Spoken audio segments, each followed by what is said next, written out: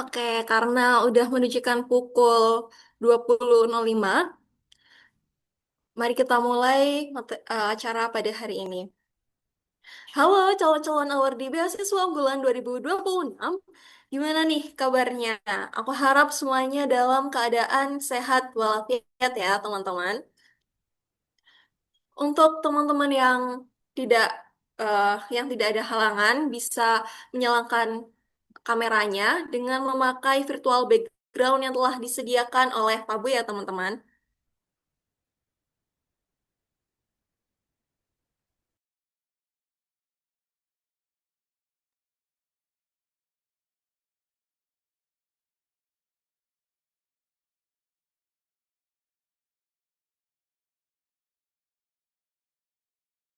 Baik, langsung saja saya mulai. Assalamualaikum warahmatullahi wabarakatuh. Selamat malam dan salam sejahtera untuk kita semuanya. Selamat malam Bapak, Ibu, kakak-kakak, dan seluruh peserta Fabu Special Event yang saya banggakan. Puji syukur kita panjatkan kepada Tuhan Yang Maha Esa karena atas rahmatnya kita dapat berkumpul secara virtual dalam keadaan sehat untuk mengikuti kegiatan sehari belajar menulis esai beasiswa unggulan dari ragam perspektif rumpun studi. Acara ini dipersembahkan oleh Komunitas Forum Awardee Beasiswa Unggulan atau FABU dan didukung oleh cemerlang.com sebagai bentuk komitmen dalam memperluas literasi dan meningkatkan kualitas persiapan calon pendaftar beasiswa unggulan. Saya ucapkan terima kasih banyak kepada seluruh peserta yang telah meluangkan waktu untuk hadir. Semoga kegiatan hari ini memberikan manfaat, wawasan baru, dan menjadi bekal dalam menyusun esai terbaik untuk beasiswa unggulan. Perkenalkan, nama saya Amelia Angelina Ramadini, awardee beasiswa unggulan 2024 dari program studi S1 Statistika Institut Teknologi 10 November. Pada kesempatan ini, saya akan bertugas sebagai Master of Ceremony yang akan memandu kalian dan memandu acara hingga selesai. Semoga acara kita bisa berjalan dengan lancar dan menyenangkan. Oke, sebelum kita masuk ke dalam materi nih, aku mau menyapa dulu para peserta yang hadir. Boleh dong kalian chat di kolom komentar asal kampus kalian dari mana sih atau program studi kalian itu apa gitu. Karena kan pada sesi 5 malam hari ini kita bakalan membahas esai dari rumpun studi matematika murni. Jadi aku pengen tahu nih teman-teman berasal dari kampus mana dan dari prodi apa. Wah, keren banget. IPB Aktuaria. Yang lain dong, yang lain. Ternyata nggak hanya dari matematika murni ya, ternyata ada dari aktuaria. Oh, bahkan ada yang dari kedokteran, teman-teman. Ada sains data, oke, sains data. Oh, ada matematika Unhas, keren banget. Wah, ada yang UPI matematika nih. Unair, matematika. Matematika murni. Ada dari UM, ada dari UB. Keren banget, teman-teman. Jadi overall kalian dari matematika ya, tapi masih banyak nih yang dari aktuarial, lalu kedokteran, keren banget semuanya. Oke, lalu aku mau tanya nih, siapa sih yang baru pertama kali atau sudah pernah ikut program Fabu sebelumnya? Yang baru pertama kali bisa ketik satu, yang sudah pernah ikut program sebelumnya boleh ketik dua. Ketik satu untuk baru pertama kali dan ketik dua untuk yang sudah pernah. Keren-keren. Jadi kalian pertama kali banget ya untuk mengikuti program Fabo ini.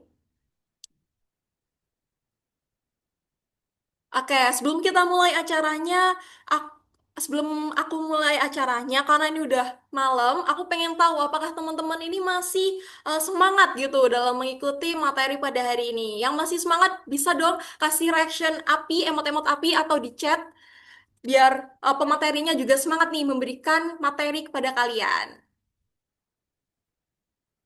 Keren banget, semuanya pada semangat nih. Luar biasa sekali teman-teman semuanya, semangatnya masih menyala meskipun masih malam.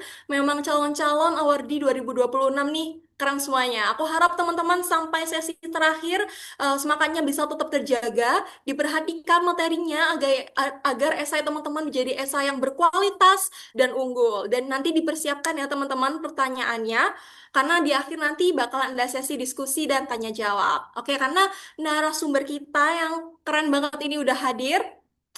Kini tibalah saatnya pada sesi yang sangat kita nantikan, yaitu sesi pemaparan materi dari narasumber kita. Beliau adalah Kak Muhammad Kak Muhammad Arif Rahman Kak Muhammad Arif Budiman Esmat Emmat merupakan awardee beasiswa unggulan Kemendikdaksmen 2025 yang telah menyelesaikan studi Magister Matematika di Universitas Pajajaran melalui program Fast Track S1 hingga S2. Dalam bidang kepenulisan ilmiah, beliau telah meraih berbagai prestasi, di antaranya terbaik 3 tesis award serta juara 1 Scientific Papers Competition Limas Internasional. Hingga saat ini, beliau telah menghasilkan 5 publikasi ilmiah. Selain itu, dari 14 penghargaan di bidang olimpiade dan kompetisi lainnya juga telah diraihnya. Beliau juga aktif membagikan pengalamannya dan wawasannya melalui LinkedIn yang akan disampaikan oleh beliau. Dan melalui Fabu Special Event ini, Kak Arif akan berbagi pengetahuan dan pengalamannya mengenai strategi menyusun esai beasiswa unggulan, mulai dari penggalian potensi diri, perumusan gagasan, hingga penyusunan arah dan tujuan yang berdampak, serta memiliki daya saing sebagai awardee. Baik, untuk itu mari kita sambut dengan hangat narasumber kita pada sesi kali ini. Untuk Kak Arif Budiman. Halo, selamat malam Kak Arif. Bagaimana kabarnya hari ini?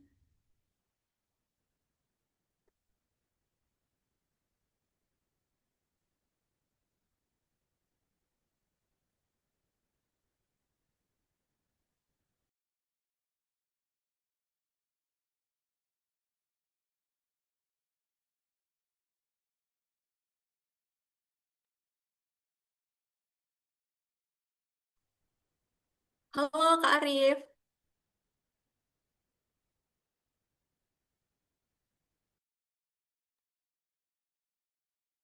Oke, mungkin beliau masih ada sedikit trouble ya teman-teman. Kita tunggu bentar.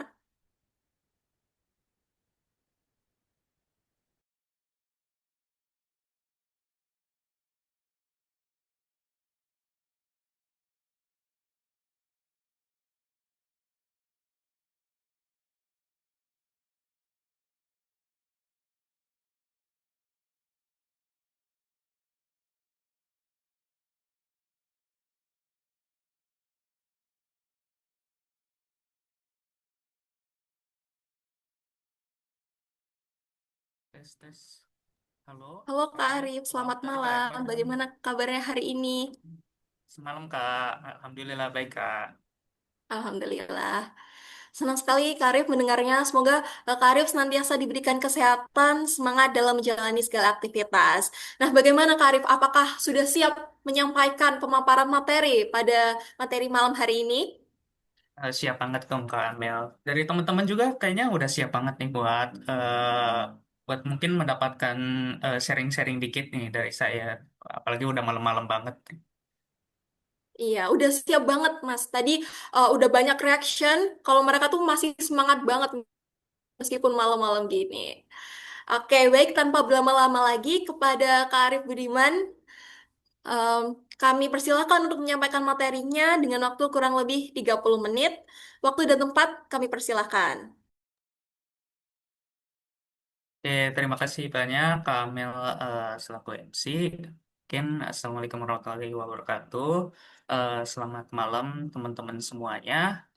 Di sini mungkin saya bakal sharing sedikit ya mengenai gimana sih eh, waktu saya menulis gitu ya, menulis esai beasiswa unggulan ini di ranah saya gitu di matematika. Apakah sudah terlihat teman-teman untuk layarnya? Sudah, Kak. Oke, terima kasih. Mungkin di sini saya akan membawakan judul Strategi Penulisan Esai Beasiswa Unggulan, di mana ini dari rumpun matematika, tapi ini tidak menutup kemungkinan juga dari rumpun-rumpun yang lainnya untuk mungkin sama-sama belajar karena ini dalam bentuk esai, jadi semua program studi juga bisa masuk. Mungkin sedikit pengenalan ulang dulu. Nama saya Muhammad Arif Budiman, saya biasa dipanggil Arif, yang merah ini. Saya merupakan S2 Matematika Universitas Pajajaran. Saya udah lulus bulan kemarin. Dan saya award di beasiswa unggulan tahun kemarin atau 2025. Dan saya ini one shot ya untuk beasiswa unggulannya. Jadi tanpa eh, tertolak gitulah ya istilahnya. Nah, kita akan mulai membahas mengenai esai. Nah, esai itu sendiri di sini saya mengutip adalah tulisan yang berisi gagasan, pandangan, atau argumentasi penulis terhadap sesuatu. Jadi, esai ini bisa dibilang sebagai karya ilmiah yang subjektif gitu. Meskipun di dalamnya subjektif, kita harus mendapatkan rasio-rasio kemungkinan objektifnya sehingga penulisan esai kita menjadi valid. Lalu untuk tujuan esai beasiswa sendiri sebenarnya itu merupakan sebuah media untuk menunjukkan potensi diri, visi, dan juga kontribusi kita terhadap suatu beasiswa itu. Nah, kita lanjut untuk struktur esai. Di mana mungkin teman-teman udah tahu juga ya, di mana struktur esai terdiri dari tiga, yaitu pembuka, isi, dan penutup. Di mana pembuka ini memperkenalkan sebuah konteks pada esai tersebut, lalu membahas mengenai ide utamanya, lalu penutup ini mengulangi kontribusi dan komitmen kita, gitu. Dan akhiri kalimat dengan aksi gitu. Apa yang kalian akan lakukan? Nah, esai ini berisi di dalamnya ada argumen, lalu masalah, lalu data atau fakta, lalu solusinya bagaimana, dan dikemas dalam bentuk yang singkat, padat, dan jelas, dan memiliki struktur yang sederhana. Nah, kita next dulu. Untuk esai beasiswa unggulan sendiri, ini saya rangkum dari dari 3 tahun terakhir, di mana tahun 2023 ini tema esainya, yaitu kontribusiku untuk Indonesia setelah menyelesaikan studi. Lalu 2024, karya hebatku untuk Indonesia. 2025, dampak teknologi terhadap karakter pada era digital. Nah, berdasarkan tema-tema esai beasiswa unggulan pada tahun-tahun sebelumnya, sebenarnya kita bisa menarik sebuah kesimpulan. Untuk tema umum dari beasiswa unggulan adalah Aku Generasi Unggul Kebanggaan Bangsa Indonesia. Jadi semua dari yang saya temukan untuk tahun-tahun sebelumnya itu memiliki bentuk yang sama gitu, yaitu eh, Aku Generasi Unggul Kebanggaan Bangsa Indonesia. Di mana jika kita teliti lebih dalam, nah ini saya bagi menjadi beberapa warna. Untuk yang warna merah ini yang kata aku ini mela sebentar. Kata aku ini menggambarkan deskripsi diri kita. Bagaimana diri kita di yang kita jalani selama ini. Selanjutnya, untuk generasi unggul ini berarti potensi dan prestasi diri kita. Karena ini namanya juga beasiswa unggulannya, jadi kita harus unggul gitu dalam segi potensi dan prestasi. Lalu kebanggaan bangsa Indonesia. Nah, kebanggaan bangsa Indonesia ini melambangkan kontribusi kita terhadap bangsa Indonesia sendiri itu bagaimana.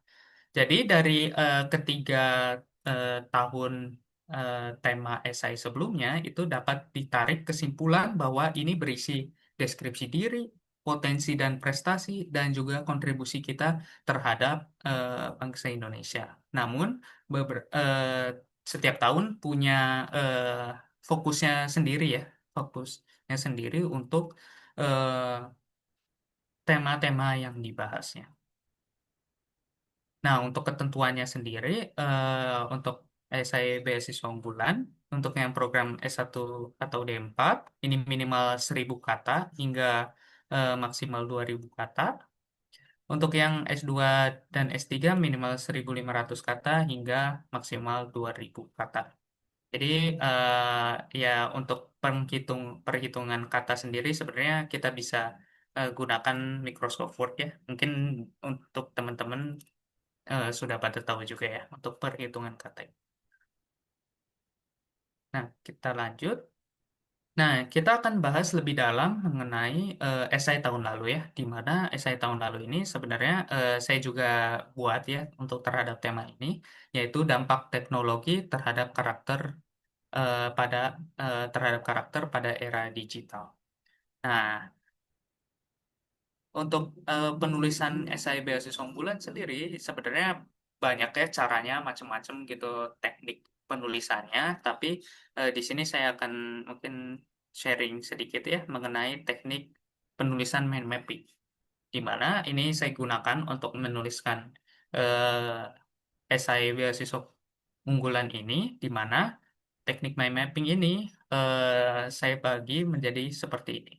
Nah, di mana karena tema sudah ditentukan ya, ini tema menjadi dasar utama untuk pembuatan sebuah esainya. Lalu yang menjadi fondasi di bawahnya yaitu deskripsi diri dan potensi dan prestasi.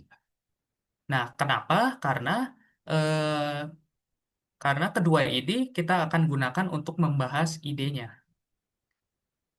Kenapa kenapa begitu? Karena beberapa esai kadang-kadang jika kita tidak gitu relate atau relevan gitu terhadap suatu isunya, kita menjadi sulit penulisannya dan juga eh, agak mungkin rada ngawang-ngawang gitu ya bahasanya, agak tidak terbayang gitu bagaimana eh, penulisan ke depannya.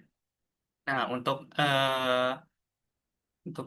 ini dari deskripsi diri dan potensi dan prestasi, kita akan membahas idenya, gimana ide dari temanya dibuat. Kira-kira apa gitu isi yang bakal dibahas, isu apa yang mau ditarik dari temanya, kemudian diambil isu atau topik dari idenya, lalu kita tarik ke kontribusi, di mana kontribusi ini sesuai dengan topik atau isu yang dibahas, dan kontribusi ini juga pastinya relevan dengan deskripsi diri dan potensi dan prestasi diri kita sendiri.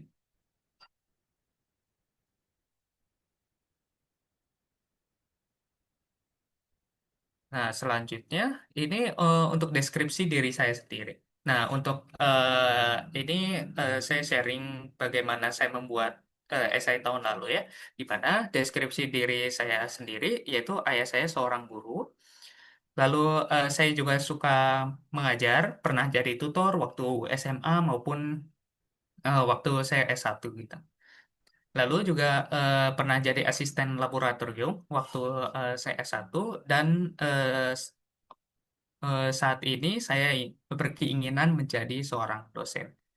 Nah, untuk potensi dan prestasinya, saya pernah Olimpiade, lalu juga pernah di karya tulis ilmiah, lalu publikasi ilmiah, dan penghargaan lainnya. Lalu juga saya aktif berorganisasi, dan kira-kira dan skill yang relevan bagi saya ini dan software yang saya gunakan ini. Nah, sebenarnya ini kayak apa ya? Kayak CV aja sih. Tapi kita akan mengemasnya pada sebuah esai. Kenapa? Karena dari deskripsi diri, potensi dan prestasi ini harapannya saya ingin membuat suatu ide yang relevan dengan saya dan juga bisa saya bahas gitu agar tidak tidak kemana-mana gitu topik pembahasannya. Di mana saya menggunakan untuk permasalahannya itu adalah guru PPL atau PLP.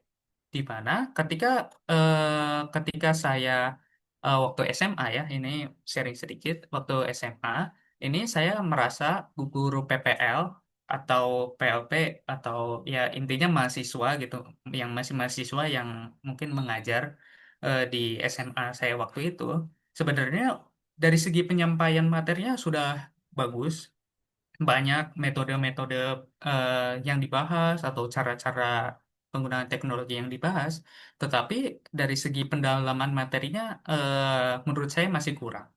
Di mana ini berakibat ke dampak ke siswanya, di mana siswanya menjadi kurang rasanya ingin tahu dan dampak teknologi juga menjadi kurangnya tata krama karena kadang-kadang anak zaman sekarang itu meniru eh, yang bukan seusianya gitu. Jadi sehingga kurang ada rasanya tata krama. Nah, selain itu, saya juga menyoroti bahwa untuk dosen sendiri sebenarnya untuk pendalaman materinya sudah baik, tetapi masih kurang gitu kemampuan kita dalam kemampuan dosen dalam berteknologi. Nah, oleh karena itu, dari masalah-masalah ini, saya memunculkan suatu ide untuk membahas dari dampak teknologi terhadap karakter di bidang pendidikan.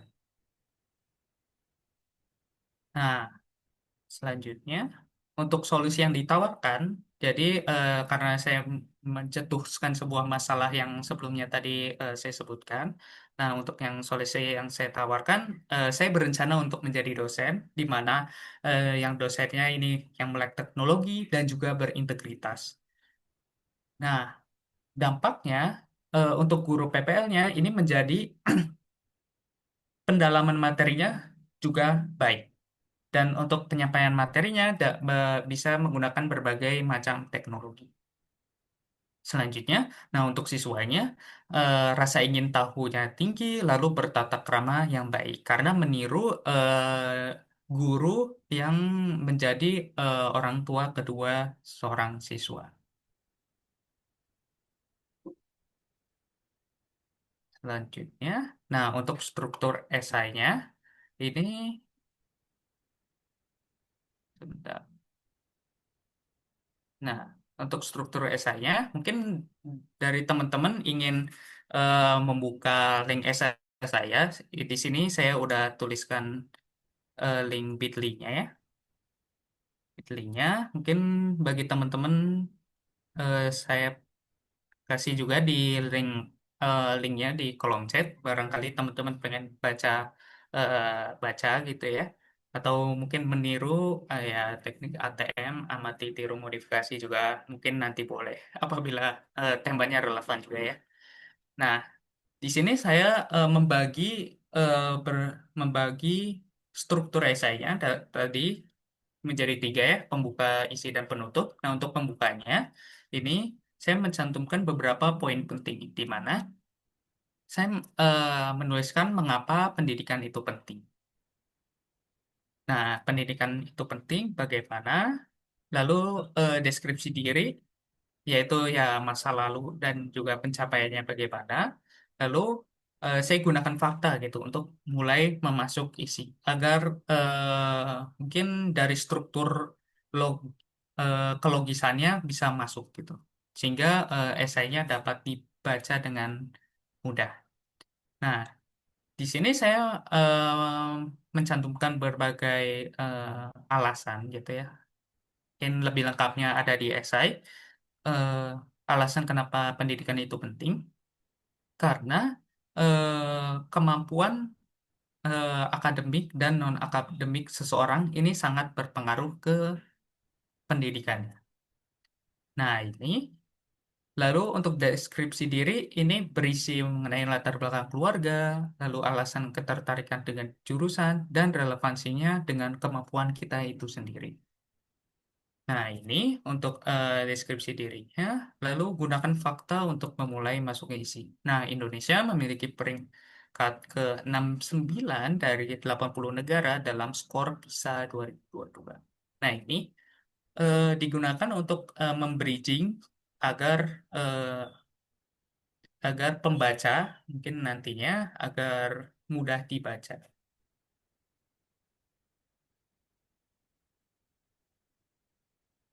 Nah, selanjutnya untuk ke isi. Nah, untuk isinya sendiri, saya juga bagi di berbagai bagian, di mana untuk ini untuk teknik yang saya gunakan, di mana yang isi ini mulai ungkapkan dengan masalah. Nah, masalahnya itu dampak positif dan negatif teknologinya, di mana dampak positifnya itu apa, lalu dampak negatifnya apa, lalu bagaimana pengaruhnya ke kehidupan kita. Lalu kemudian kaitkan dengan karakter, karena tema dan judul yang saya angkat itu adalah yang paling atas ya, dampak teknologi terhadap karakter di bidang pendidikan, di mana ini merupakan sangat apa ya, harus dibahas juga gitu dan diisi bagaimana dampak teknologi terhadap karakter, ya bagian positifnya dan juga yang negatifnya. Lalu bahas permasalahannya, yaitu kualitas murid, guru, dan juga dosen. Kenapa? Karena yang tadi eh, isu-isu yang saya angkat ini eh, masalahnya berawal dari sini.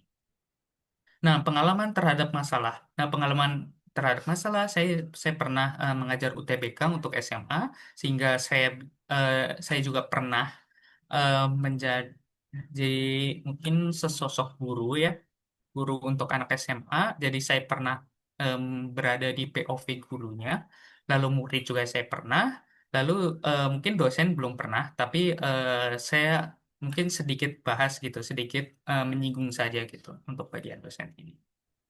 Lalu buat suatu solusi. Nah, untuk solusi yang ditawarkan saya adalah pembinaan karakter dan kualitas SDM. Nah, pembinaan karakter dan kualitas SDM ini dapat menjawab masalah eh, yang saya utarakan sebelumnya, di mana tadi kualitasnya bisa baik dan juga karakternya berintegritas. Lalu tambahkan peran Anda dan kenapa harus Anda. Nah, ini saya ingin menjadi dosen yang berintegritas dan juga berkarakter, di mana ini eh, sangat sangat relevan juga terhadap potensi dan juga deskripsi diri saya. Jadi memang agak apa ya? Mungkin agak kita harus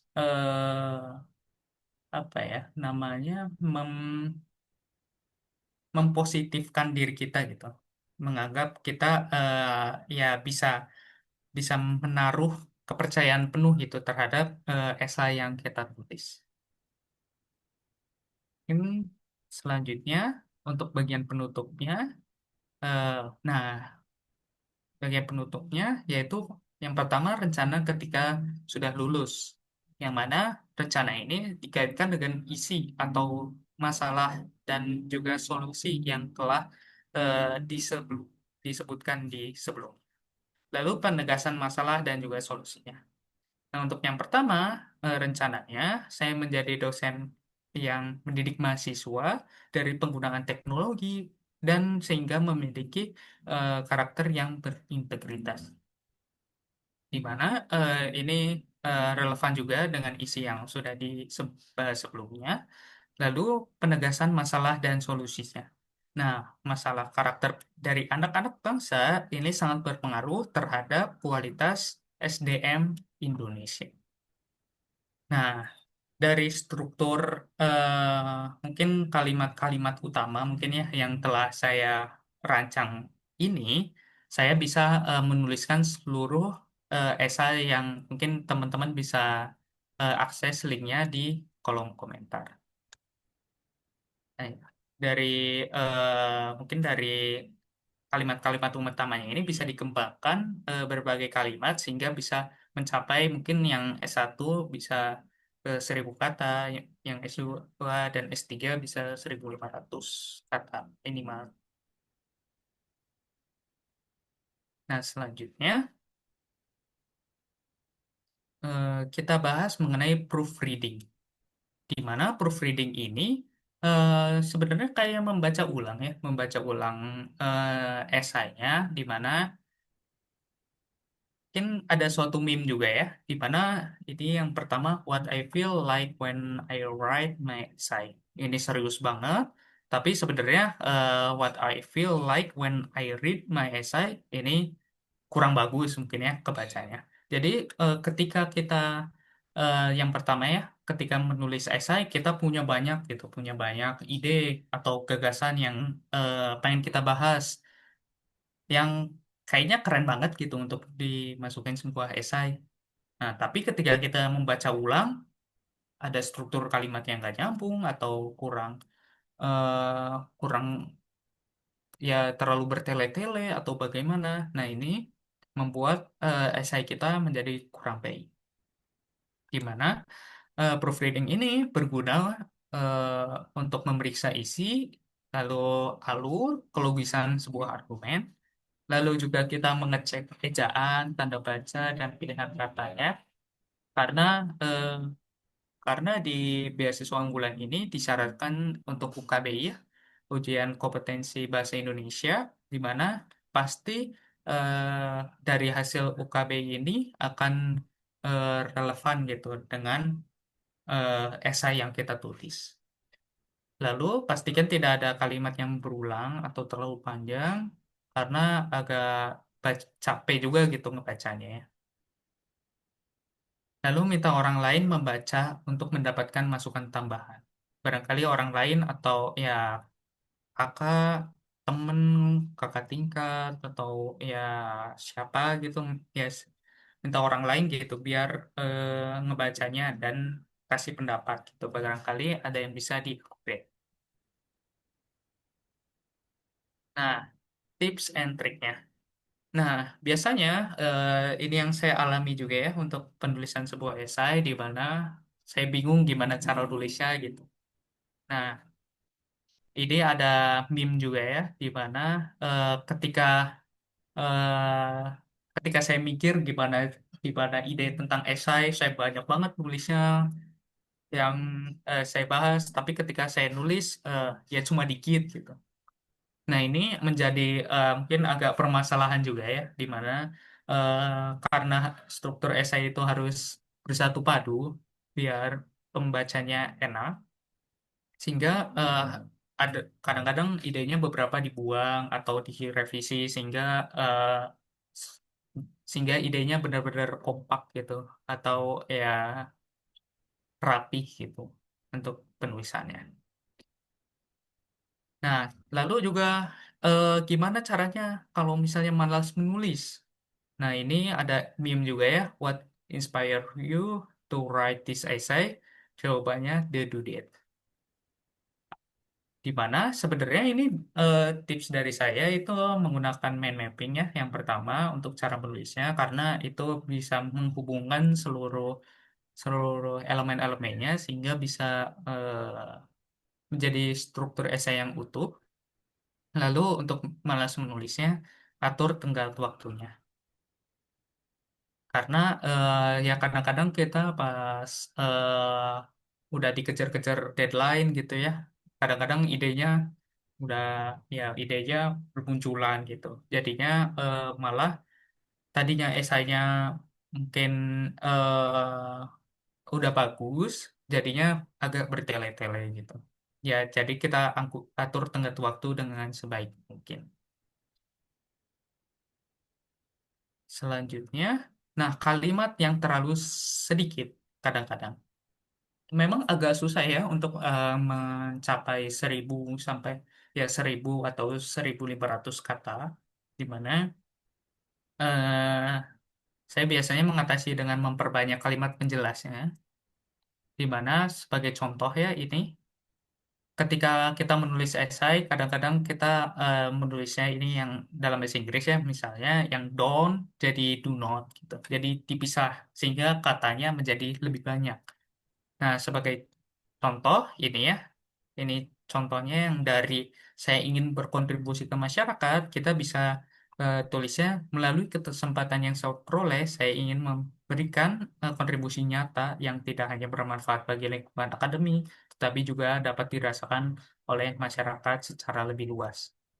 Memang dari cara penulisan kayak gini, memang ada agak ada jam terbang ya untuk penulisannya, tetapi dari teman-teman juga bisa belajar untuk cara penulisan yang baik dan benar dengan ya mungkin trial and error ya. Saya juga melakukan seperti itu.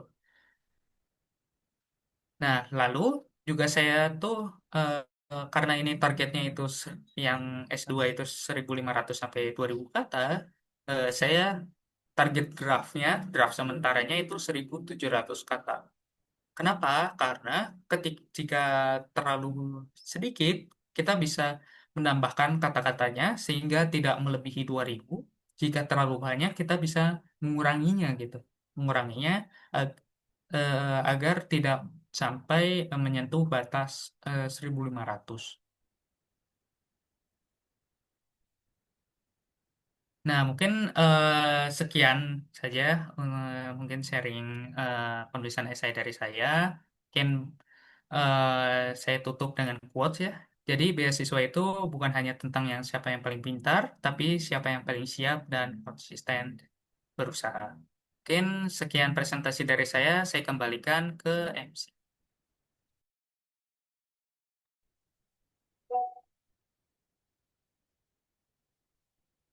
Baik, terima kasih banyak Kak Arif atas materi yang sangat inspiratif dan daging banget. Semoga ilmu dan pengalaman yang telah diberikan dapat menjadi bekal bagi seluruh peserta dalam esai beasiswa unggulan yang lebih berkualitas dan unggul tentunya. Nah, baik teman-teman, kini kita memasuki sesi yang paling kita tunggu-tunggu, yaitu sesi diskusi dan tanya jawab. Dengan waktu yang tersedia itu hanya kurang lebih 20 menit. Jadi, bagi teman-teman yang ingin bertanya, dapat menggunakan fitur raise hand atau bisa menulis pertanyaan di kolom chat dengan nama dan pertanyaan yang diberikan. Jadi, saya mengajak teman-teman untuk memanfaatkan kesempatan ini sebaik mungkin. Karena mungkin pertanyaan kalian juga akan mewakili peserta lainnya. Oke, jadi yang mau tanya bisa langsung raise hand aja, teman-teman. Oke, mungkin dari Aziz Nugroho. Untuk Aziz, boleh perkenalan diri dan on mic. Baik, halo, apakah suara saya terdengar? Oke, halo, Dengar, terdengar, Terdengar, Mas. Pak. oke, baik. eh Kak Harif, sebelumnya terima kasih s- atas pemaparan materi yang cukup sangat insightful, terutama saya di sini juga dari rumpun. Oh ya, sebelumnya kenalkan dulu saya di sini Abdul Aziz Nugroho, berasal dari program studi S1 Pendidikan Matematika. Mohon maaf ya, saya di sini agak sebagai penyusup dari Pendidikan Matematika masuk ke Zoom Matematika Murni.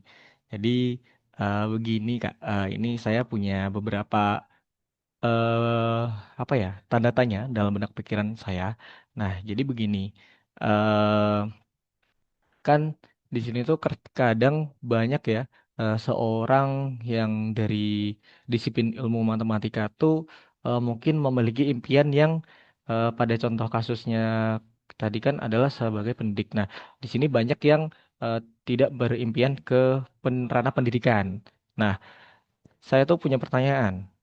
Bagaimana sih cara membuat esai kita tuh yang dalam ranah disiplin ilmu matematika yang dimana kita punya impian yang mungkin lebih ke arah maknanya dalam diri kita sendiri untuk diri kita sendiri. Nah, bagaimana cara membuat esai kita tuh agar memberikan kesan dan makna yang dapat berdampak gitu.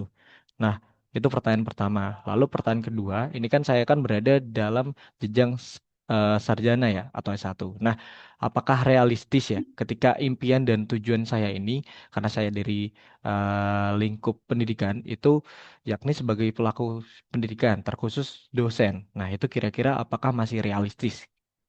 Itu sih. Terima kasih, Kak.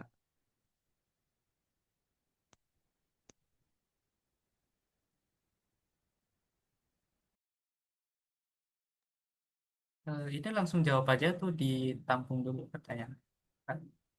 Boleh langsung dijawab aja, Mas. Oh ya, oke. Mungkin terima kasih Kak Aziz atas pertanyaannya. Mungkin yang pertama tadi cara biar esai kita berdampak gitu, di mana misalnya kita tidak terfokus pada pendidikan. Nah, sebenarnya saya juga sebelum membentuk esai ini, saya memiliki berbagai ide yang lainnya, di mana saya mencoba untuk menjadi data science juga, di mana saya juga pernah eh, melakukan kayak kerja kelompok gitu ya tentang hal tersebut gitu sebagai tugas sebenarnya.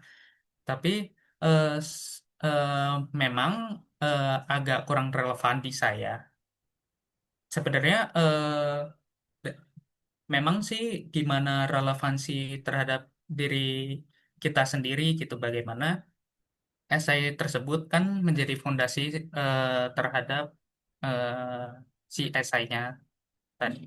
Nah, untuk cara agar berdampak sebenarnya kita bisa kasih gitu, sebenarnya kasih fakta-fakta yang terjadi di lapangan, di mana saya tadi mencontohkan di Indonesia itu terletak di peringkat 69 dari 80 negara di skor PISA, di mana ini merupakan mungkin sebagai agak terbawah gitu dibanding negara yang lainnya. Jadi kita bisa gunakan fakta-fakta yang relevan terhadap penelitian kita agar berdampak juga, di mana eh, tentunya masalah yang kita angkat juga harus relevan juga dengan kondisi eh, yang terkait, sehingga bisa menjadi esai yang apa ya, yang dekat dengan kita gitu. Mungkin cara yang pertama gitu, jadi menggunakan isu yang eh, terdekat, lalu gunakan fakta-faktanya atau mungkin argumen-argumen kitanya bagaimana, sehingga bisa berdampak gitu terhadap kerealistisannya. Nah, untuk pertanyaan kedua, bagaimana mungkin yang kalau tidak saya salah tangkap itu bagaimana kalau misalnya apakah realistis itu untuk yang sarjana bisa bercita-cita menjadi seorang dosen ya, di mana latar belakangnya ilmu pendidikan, matematika. Ya sebenarnya kalau cita-cita ya bebas ya. Eh, kita bebas mencita-citakan menjadi apapun itu selama itu baik. Meskipun memang agak rentangnya lebih jauh gitu dengan mungkin saya yang ketika nulisnya waktu S2, tapi kita bisa mencita-citakan bagaimana bagaimana latar belakang sebelumnya kita. Barangkali mungkin dari Kak Aji sendiri waktu SMA kira-kira aktif ngapain gitu, atau mungkin suka ngajarin temennya nih, atau mungkin suka apa ya, kayak presentasi di depan kelas gitu kan, kita bisa tarik gitu sebuah relevansinya terhadap mungkin dosen gitu ya, dalam hal ini untuk penulisan esai ini sebenarnya itu realistis saja, bergantung bagaimana cara penulisannya. Mungkin gitu, apakah sudah terjawab? Oke, baik. Sudah terjawab, Kak. Terima kasih atas jawaban yang telah diberikan. Sama-sama Baik. Kak. Untuk selanjutnya mungkin ini yang dari chat dari Kak Nur Hikmah Nurdin. Kak izin bertanya, terkait isu dan topik saya sebagai maba bisa dibilang masih belum mengenal dunia matematika dan juga cita-cita menjadi dosen matematika. Jadi bagaimana atau apa sih yang relevan dengan prodi matematika itu sendiri? Kebetulan saya punya ide tentang program MBG. Eh, itu bisa saya tarik atau tidak ya tentang efisiensi programnya. Tapi setelah saya tulis, pembahasannya jadi sedikit melebar. Dan mungkin bisa dengan pertanyaan Kak Zaskia, Kak ada masukan atau referensi yang bisa nyari masalah dari data science itu? Oke, mungkin saya izin jawab ya untuk yang pertanyaan Nur Hikmah. Itu isu topik saya sebagai maba. Ya sebenarnya ya tadi ya sudah dijawab sebelumnya. Ya bebas mau cita-cita apapun itu yang selama baik. Lalu relevansinya, relevannya apa gitu dengan prodi matematika itu sendiri? Nah, sebenarnya untuk relevan sendiri, kita harus mengenal diri kita sendiri, bagaimana kemampuan kita, lalu juga potensi diri kita, dan juga mungkin lingkungan sekitar kita juga gitu. Bagaimana mungkin lingkungan keluarga atau pertemanannya, ataupun waktu di kelas bagaimana, itu bisa menjadi eh, latar belakang gitu ya, atau fondasi untuk penulisan esai itu sendiri. Jadi meskipun masih jauh mungkin ya untuk menjadi dosen, tapi kita bisa sedikit tuh kasih kisi-kisinya gitu untuk mendukung argumen kita nantinya. Nah, untuk kebetulan saya punya ide tentang program MBA, itu bisa saya tarik tidak ya, tentang efisiensi program. Nah, sebenarnya untuk ini bisa-bisa saja, cuma tergantung pada temanya juga ya. Apa apakah temanya nanti relevan? Karena kan temanya belum ada nih. Memang sih tema umumnya udah ada ya yang tadi. eh tapi tema spesifiknya tuh belum ada gitu. Barangkali memang bisa tentang efisiensi program bisa. Tapi setelah saya tulis pembahasannya jadi sedikit melebar. Itu memang kita agak apa ya? Memang sih kelemahannya dari segi mind mapping itu ketika kita terlalu banyak ngasih opsi-opsi opsi-opsi pilihan untuk penulisannya itu menjadi agak melebar. Nah, caranya memang harus kita tulis semua dulu, meskipun sejelek apapun atau aneh apapun gitu penulisannya, kita bisa eh, baca lagi, nanti proofreading lagi. Jadi kita baca ulang, oh ini kayaknya agak nggak masuk akal, dibuang. Atau kita bisa mungkin kasih ke teman atau kasih ke eh, kakak tingkat atau kakak kelas. Itu bisa kira-kira masukannya apa gitu terhadap esai saya. Apakah eh, nggak nggak padu paragrafnya atau gimana sehingga ya pembahasannya itu menjadi terarah gitu. Nah, untuk sebenarnya cara kedua untuk mengatasi hal tersebut juga kita bisa pilih eh, isunya yang spesifik gitu. Apa? Ya tadi kan tentang efisiensi program. Nah, ini kita bisa membahas dari sisi apanya? Apakah dari mungkin pengurangan bahan bakunya kah? Atau mungkin bagaimana skema logistiknya biar murah? Karena kan bensin lagi mahal ya. Nah, itu ataukah mungkin pengurangan apa ya mungkin jumlah anggotanya sehingga yang digajinya semakin sedikit itu kan bisa. Nah, tergantung dari spesifiknya apa gitu yang ingin dibahas. Mungkin gitu untuk pertanyaan yang pertama. Untuk yang kedua, masukan atau referensi untuk masalah data science ya. Untuk data science sebenarnya eh, banyak ya caranya. Data science itu macam-macam. Contohnya seperti clustering atau pengelompokan suatu data, bisa data spasial atau data lokasi atau data waktu juga bisa. Jadi tergantung eh, teman-teman mau milih apa, lalu juga bisa analisis sentimen atau kira-kira komentar ini merujuk ke komentar yang positif atau negatif juga kan bisa. Atau apa lagi ya? Mungkin prediksi data itu juga kan bisa. Nah, tapi ini juga tergantung pada tema yang nanti dibahas. Kira-kira temanya apa? Apakah nanti misalnya keberlanjutan tentang keberlanjutan itu kan bisa gitu. Kita bisa pakai prediksi, misalnya prediksi apa gitu harga bahan baku atau bagaimana. Itu bisa gitu untuk eh, masalah di data science. Bergantung eh, kalian milihnya apa. Mungkin gitu. Apakah sudah terjawab ya? Bagaimana? Apakah sudah menjawab ataukah ada feedback untuk Kak Nur Hikmah dan Kak Zahfa, Zaskia? Baik. Mungkin untuk pertanyaan selanjutnya ini dari Kak Aurel. Apakah mahasiswa semester 5 masih bisa ikut beasiswa ini, Kak? mahasiswa semester 5 S1 ya maksudnya mungkin ya. Iya. Agak itu agak kurang. Nah, untuk yang S1 eh, s- untuk tahun kemarin itu masih bisa. Tapi saya kurang tahu ya untuk tahun ini karena programnya masih belum dibuka. Jadi mungkin mungkin in, ya cek info aja gitu di eh, laman beasiswa unggulannya. Iya, karena regulasi per tahun itu berbeda ya Kak ya. Untuk yang tahun Iya. saya itu ongoing mahasiswa S1 minimal semester 3. Jadi teman-teman pantau dan cek informasi lebih lanjut aja ya.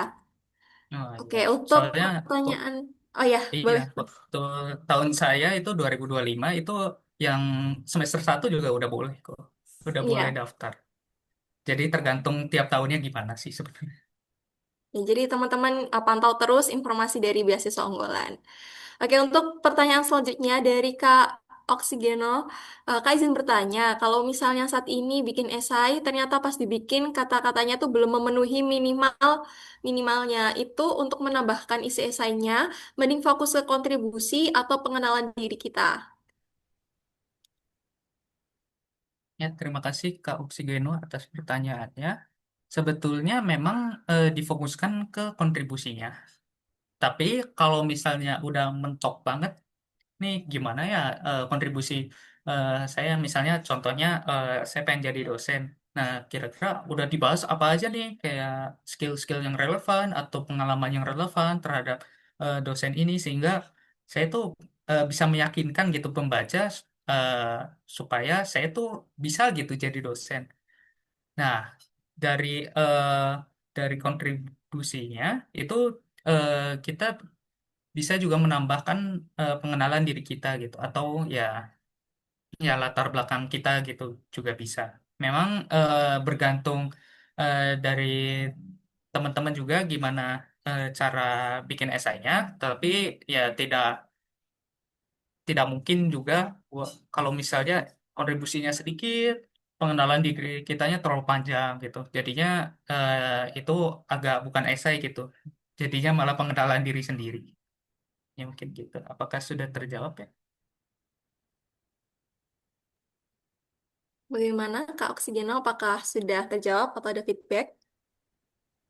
Oke, mungkin dari teman-teman ada yang mau ditanyakan lagi, bisa raise hand atau bisa chat di kolom chat aja. Mungkin dua pertanyaan terakhir ya ini, karena mengingat waktu yang sangat terbatas.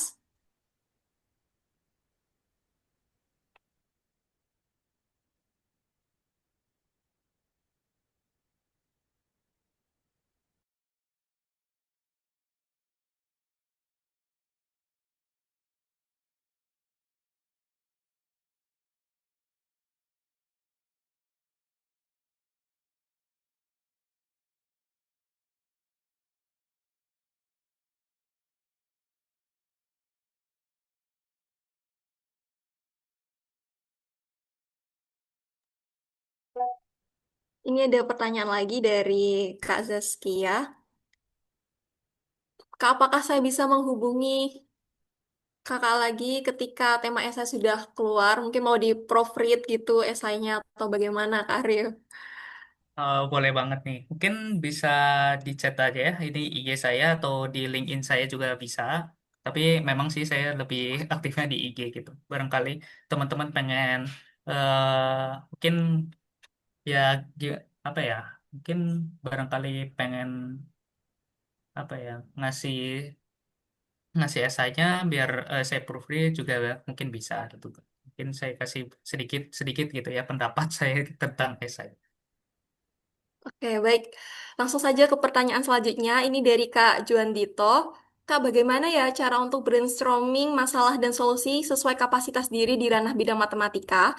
Aspek atau poin apa saja yang harus didalami saat proses brainstorming? Karena jujur, masih belum kebayang masalah apa saja yang bisa menerapkan bidang matematika murni ini, Kak.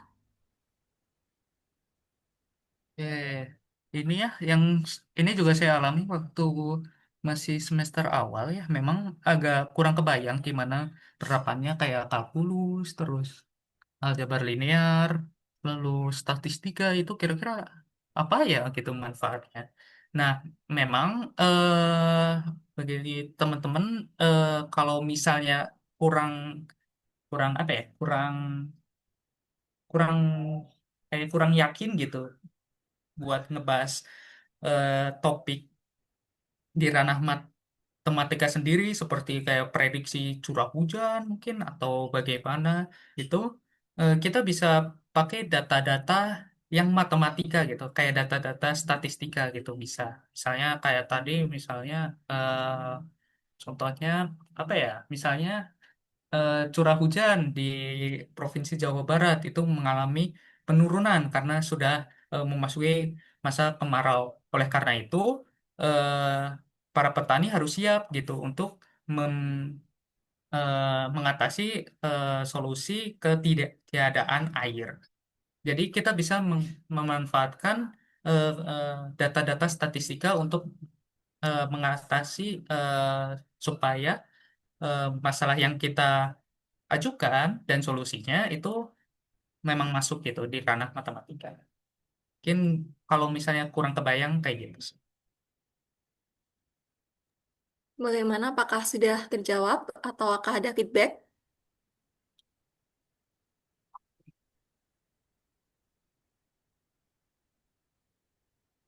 Oke, dan ini merupakan pertanyaan akhir dari sesi tanya jawab pada malam hari ini. Perkenalkan Kak, saya Abdurrahman. Izin bertanya, kira-kira bagaimana bagi kita untuk brainstorming secara efektif agar dapat menyusun draft kasar terlebih dahulu selagi menunggu pendaftaran beasiswa unggulan? Dan menurut Kakak sendiri juga bagaimana komposisi yang optimal dengan tetap mengintegrasikan poin-poin penting seperti pengenalan diri, isu yang diangkat, serta rencana kontribusi yang konkret? Oke, untuk yang pertanyaan pertama dulu ya, cara menyusun draft kasar sebenarnya memang kalau dalam cara menulis emang eh, mungkin bagi saya juga ya, saya juga pemula juga untuk penulisan esai ini, memang agak trial and error juga untuk penulisan esainya, di mana saya juga tadinya menuliskan hanya 1.000 kata, di mana itu kurang dari 1.500, di mana itu memang harus dikembangkan lagi kalimatnya, lalu bagaimana caranya kita meng-highlight isu-isunya dan tanpa mengurangi kalimatnya, karena kan kita butuh draft yang lebih banyak. Nah, itu caranya memang harus ditulis dulu. Lalu saya juga menulisnya tadi pakai mind mapping ya. Jadi ada urutannya gitu penulisannya. Oh, yang pertama isu yang dibahas ini. Lalu bagian isinya yang pertama ini. Jadi berurut. Lalu pengembangan dari isu-isunya itu eh, bersatu padu sehingga memang dari draft kasar yang tadi itu bisa menjadi lebih baik. Lalu pertanyaan kedua, menurut kakak sendiri komposisinya. Komposisinya memang pastinya karena ini esai itu bertujuan untuk membahas sebuah opini atau ya membahas argumen kita terhadap sesuatu, ya pasti isu yang diangkat pasti lebih banyak. Pasti lebih banyak dari pada bagian yang lainnya. Di mana? Karena kita harus meng-highlight isu-isu yang diangkatnya. Tetapi tidak menutup kemungkinan juga itu didukung dari pengenalan diri kita yang kuat juga. Lalu ditambah rencana ya rencana kita gimana ke depannya atau kontribusi kitanya. Memang untuk caranya kalau menurut saya komposisinya paling komposisinya sekitar berapa ya? Kalau misalnya 1.000 kata pasti setengahnya itu pasti membahas mengenai isu yang diangkat gitu. Jadi setengah bagiannya itu isu yang diangkat, lalu ya seperempat seperempatnya itu yang seperempat yang pengenalan diri, lalu seperempat yang kontribusi yang konkret. Jadi di bagian itu kita bisa targetin juga gitu, kira-kira berapa kata sih yang kita akan bahas di isu yang diangkat, lalu pengenalan dirinya berapa kata, dan juga rencana ya kontribusinya itu berapa kata. Jadi gimana kita mengaturnya aja sih. Kalau apakah sudah terjawab? Oke, bagaimana? Apakah sudah terjawab atau adakah feedback?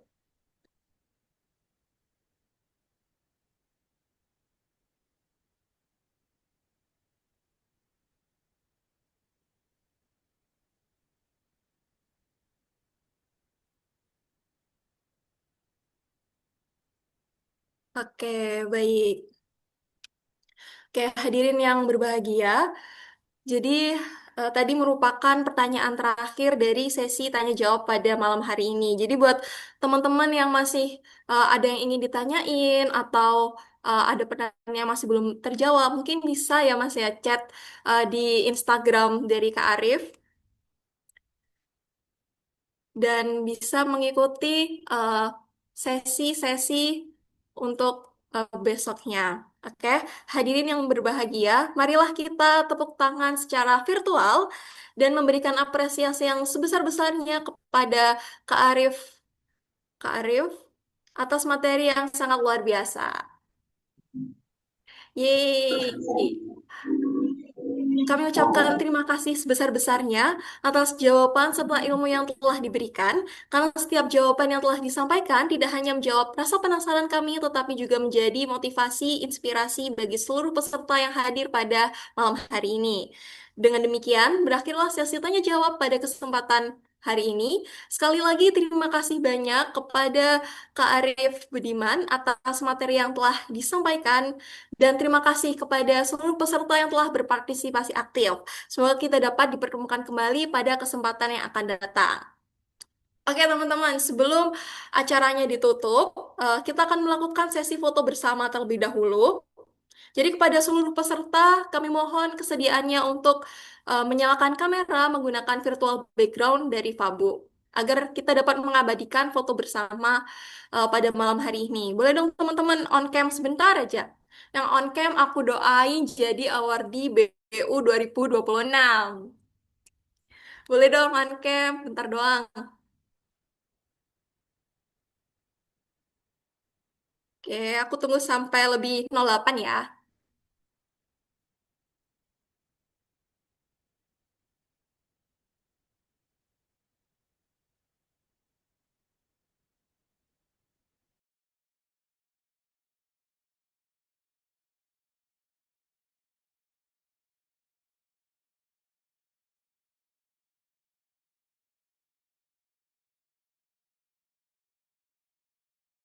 Oke, mungkin langsung saja saya mulai untuk slide pertama. Satu, dua, tiga. Oke, untuk slide dua, tahan. Satu, dua, tiga.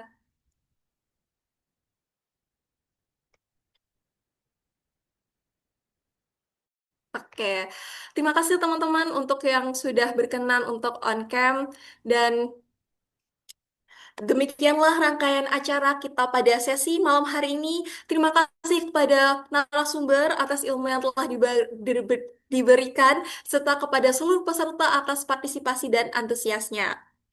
Jangan lupa untuk terus mengikuti berbagai program edukasi dari Forum Awardee Beasiswa Unggulan atau FABU yang didukung oleh cemerlang.com. Dan pastikan juga teman-teman mengikuti serta memantau Instagram Forum Awardee Beasiswa Unggulan agar tidak ketinggalan informasi mengenai webinar, mentoring, open class, serta berbagai kegiatan menarik lainnya. Kami juga mengundang teman-teman untuk bergabung kembali pada sesi-sesi berikutnya dalam rangkaian sehari belajar menulis esai beasiswa unggulan dari ragam perspektif rumpun studi. Sampai teman-teman di acara Fabu selanjutnya, saya Amelia Angelina Ramadini selaku Master of Ceremony. Mohon maaf apabila terdapat kekurangan dan kesalahan dalam memandu acara. Akhir kata, wassalamualaikum warahmatullahi wabarakatuh. Selamat malam dan salam sejahtera untuk kita semuanya. Untuk Kak Arif, jika ada kegiatan lainnya bisa untuk meninggalkan Zoom dan untuk teman-teman semua. Terima kasih. Terima kasih Kak Amel dan terima kasih teman-teman semuanya. Saya izin Baik, di Kak. Terima Terima kasih. kasih, Kak.